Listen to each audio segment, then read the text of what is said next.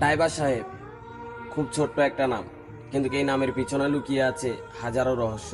কেউ বলে নরপশু, কেউ বলে নারীর দেহলোভী, কেউ বলে পিশাচ, আবার কেউ কেউ বলে আমরা নেশা করি, আবার কেউ কেউ এটাও বলে আমরা ড্রাইভাররা নাকি সত্যিই পাপি। এই কথাগুলো ওস্তাদ তারাই বলে যাদের চাহিদা মেটানোর জন্য আমরা ওই মহাসড়কে রাত দিন এক করে নিজের জানটা নিয়ে খেলি।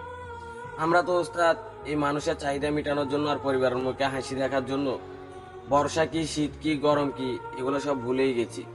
তার প্রমাণ ওস্তাদ আমাদের আছে। আমরা বর্ষার বৃষ্টিতে ভিজে ভিজে বাসটা হওয়া চাক্কাটি খুলছি। গভীর রাতে কড়া ঠান্ডায় আমরা না ঘুমিয়ে মালগুলো তাদের গন্তব্যে পৌঁছে দিয়েছি। আবার ওস্তাদ এমনও হয়েছে গরমের প্রচন্ড গরমে ইঞ্জিনের হিটটাও সহ্য করে যখন মাথার ঘামটা বেয়ে বেয়ে পায়ে পড়ছে তখন আমরা গাড়ি চালাইছি। আমরা ওস্তাদ কোথায় স্বাধীন, জেলখানায় বন্দী হয়ে আছি। আমরা ড্রাইভাররা ওস্তাদ আসলেই পাপি। এই ড্রাইভারি পেশাটাই আমাদের শিখাটা অন্যায় হয়েছে।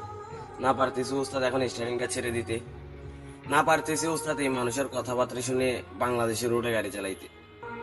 তাই তো ওস্তাদ সিদ্ধান্ত নিচ্ছি, হয়তোবা এরকম মানসিক পেশার পৃথিবীতেই আমাদের ড্রাইভারগুলা খুব তাড়াতাড়ি হারাই যাবে ওই মহাসড়কে, সড়ক দুর্ঘটনায়।